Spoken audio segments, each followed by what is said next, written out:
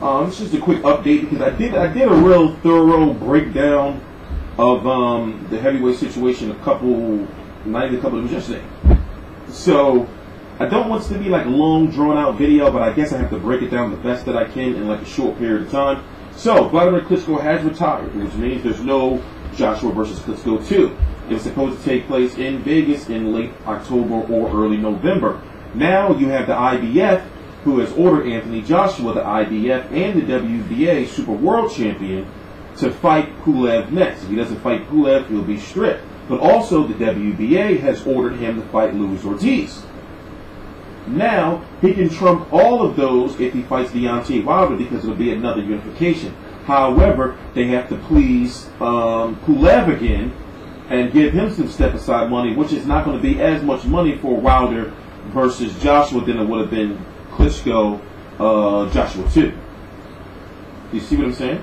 So now Luis Ortiz, who was rumored and in negotiations to fight Deontay Wilder, was like, oh shit, I want Anthony Joshua. But if he gets Anthony Joshua and that fight does happen, then Joshua would likely have to vacate that IBF because they really don't want to strip him. Big sanctioning fees right there, big money, and the guy is, what they feel should be a fighter representing the IBF or any championship. So they don't want to strip him. They will work with him. But however, it's all about if Pulev pushes the issue. So here's the way it should go down. It should be, in my opinion, get Pulev out of the way, just to secure your belt. It'll be way too much. Bullshit to deal with, than just to, to try to fight somebody else, whether it's Wilder or Ortiz, even though I want to see those fights. Get Pulev out of the way first, then, hopefully they still go forward with Wilder versus Ortiz. So Ortiz would be satisfied. He'll get a championship and a green belt and a bigger bargaining chip to fight Wilder. Or if it doesn't go that way, then unfortunately it would have to be Joshua versus Pulev, then Joshua versus Ortiz, or whatever. It's a complex situation. You see how I said you can't really do like a short video without really explaining like everything, because then you have to factor in Romain Stiverne because he's the mandatory for Deontay Wilder. He don't want no step-aside money, even though networks don't want to pick up Wilder versus Stiverne too. Stiverne is not trying to hear it. He wants his title shot. Then you have Huey Fury taking on Joseph Parker in September, and it's hard to say how that fight factors in because that's a fight, whoever win that fight doesn't come until 2018-ish or 19 maybe, early 19, depending. Because of the mandatories that are lined up for Anthony Joshua and the fighters that are now after him now that Klitschko's out of the picture. So do I feel Anthony Joshua can beat Kubrat Pulev? Yes. Do I want to see the fight? Yes, because Pulev is a bit underrated. Even though you may not think he have done as good, he hasn't looked really, really good, especially in fighting my God, Samuel Peter of all people. And he didn't take no heat for that. If he was an American fighter fighting someone like Samuel Peter, he would have taken a lot of heat. But either way, he's a good fighter. But if he loses to Anthony Joshua, then, it may be his last real true title run. So who are the major players in the heavyweight picture right now? I'm talking about guys that will be fighting for a title, unifying a title, or getting a mandatory title shot within the year. Of course, you got Anthony Joshua up there. I'm talking about the major players. Anthony Joshua at the top of the food chain. Now Deontay Wilder second. People want to see Luis Ortiz versus both of those guys. You see what I'm saying? You got Romain Stiverne, who's in a very powerful situation with that WBC mandatory spot. Hold on, I don't want to miss any names.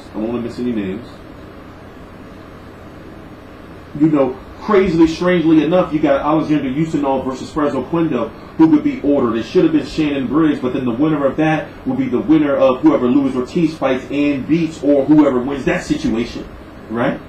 And then you got Kubrat Pulev, who has that highly coveted IBF spot. He can really shake things up and have Anthony Joshua stripped if he feels like it.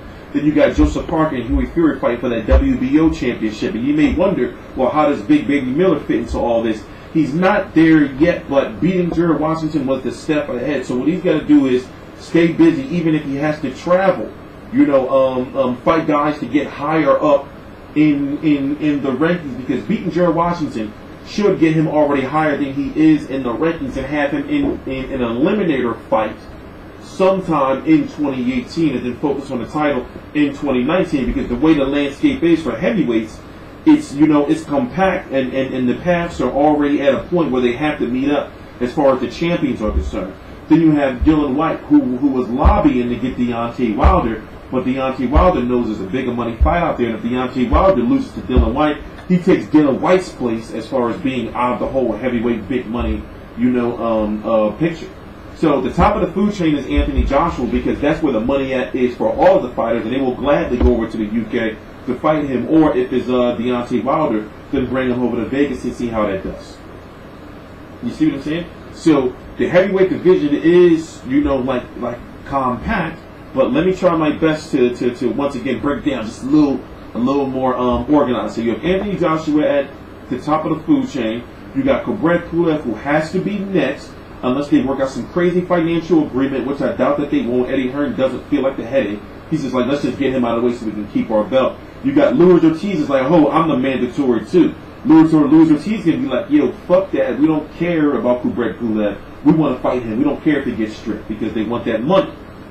You see what I'm saying? You got Deontay Wilder, who was in talks to fight Luis Ortiz, but now Deontay Wilder is like, oh shit, I want Wilder. I want Joshua now to get that money. So what's going to happen with Wilder versus Ortiz? You got Stiverne, who's saying, oh, Wilder, I don't give a fuck about none of that shit. You got to fight me. I'm the mandatory. You see how shit is all crazy right there? Then you got Huey Fury and Joseph Parker, who has that belt, who are fighting for that belt, that all of those guys above I just mentioned are going to want in the future, and they got big fights coming their way. You got guys like Dylan White and Gerald Big Baby Miller, talking their way up into like heavyweight contention. Dylan White is closer to an eliminator.